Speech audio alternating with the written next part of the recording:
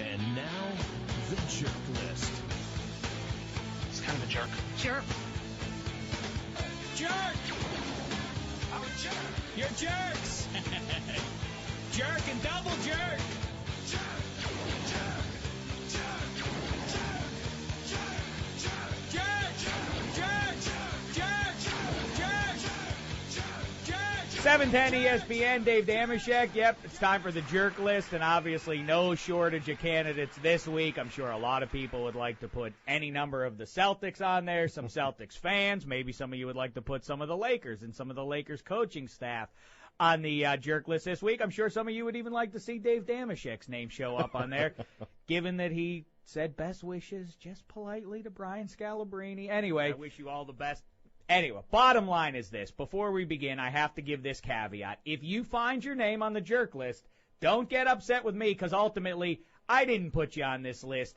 You put you on this list. Let it begin! All right, first on the list, who do you think I'm going with? The Celtics, and the big three at that. Here's why.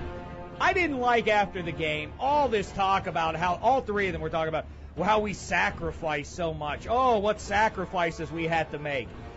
Guess what? When you traded for Ray Allen and Kevin Garnett, Paul Pierce, I think your sacrifice was I'm going to take 4 less shots in exchange for going to the NBA Finals. Big sacrifice, fella. In a time of war, when people are going across seas, let's stop using the word sacrifice. Until you do, you might be the world champions right now, but you're also jerks.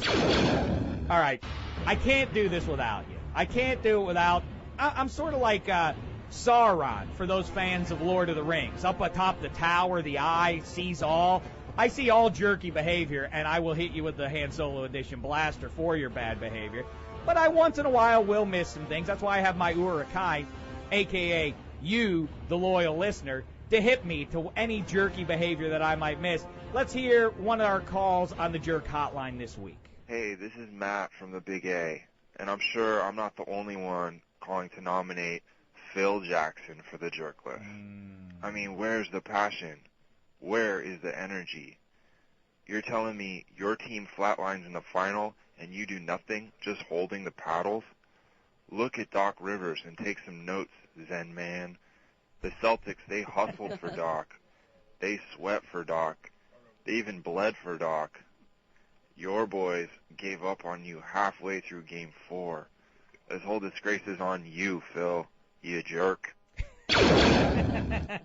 Zen man, I also like that it sounded like the caller there was drowning his sorrows before he made the call. He didn't sound quite right there. Oh, yeah. If you want to nominate someone for the Jerk List, call the Jerk Hotline, 800-4-710-710. And, all right, you know what? Let's move to the Get Out of Jerk Free card this week here. This is like the Get Out of Jail Free card. Buys you out any future jerky behavior. This one, a serious one. Very sad last Friday that Tim Russert passed away. That was very sad. Anybody who watched him knows, enjoyed his work there. The thing I always liked about him was his authenticity. I watched the whole weekend. I watched on the TV the memorials to him, and all you heard about was what a good guy he was. He cared about his family. He worked hard. He cared about his friends, so on and so forth. What a great guy. And I always liked the word that they kept using, authentic. And I remember his rise on Meet the Press was pretty much in line with his beloved Buffalo Bills. 4 straight seasons. He would always go on television, national TV, a political show, and say, "Go you Buffalo Bills," so on and so forth. And I always thought at the time, as a young fella there back when I used to be young, I used to always admire that he would personalize things and be authentic like that and not forget where he was from. And I appreciate that. And he did die young at 58, but I suppose we should all be so lucky to be as beloved as he clearly was. So, Tim Russert, the Get Out of Jerk Free card for you.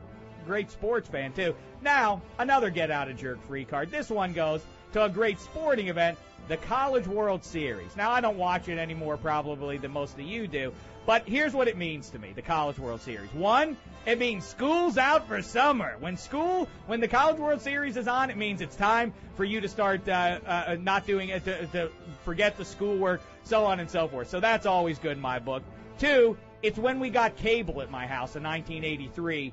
perhaps, nay, definitely the most significant moment of my life when we got cable. Oh, it's been a glorious ride ever since we got that. And lastly, it's the best tournament structure of any sporting event.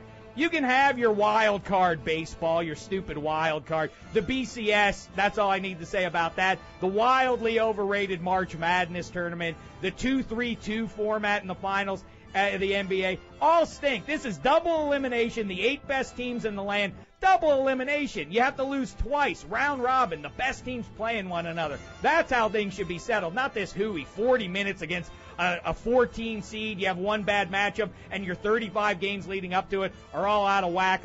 Forget that nonsense. Let's all adopt the round-robin double elimination like the College World Series. You get the get-out-of-jerk-free card College World Series. All right, back to the jerks now. You know what? We're running short on time, Dick Banks. Let's just jump right to the creep of the week.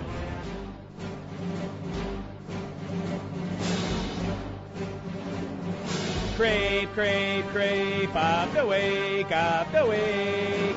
He or she is the creep of the week.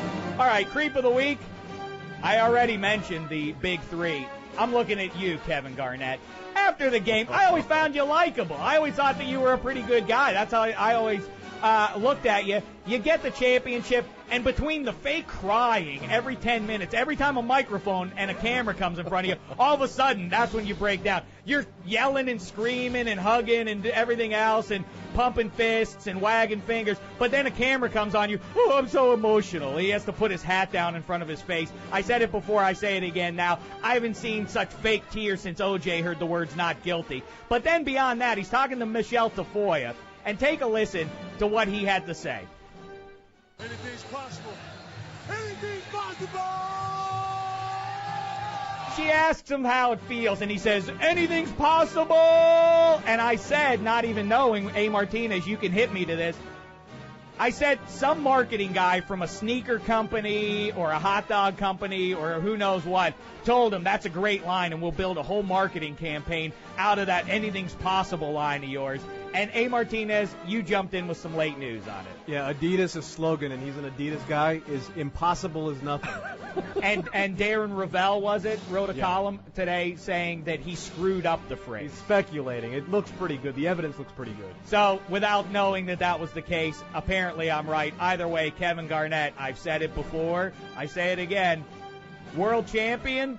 Maybe. More like creep of the week. The Jerk List with Dave Dameshek reporting. Until next time, don't be a jerk. Big phony.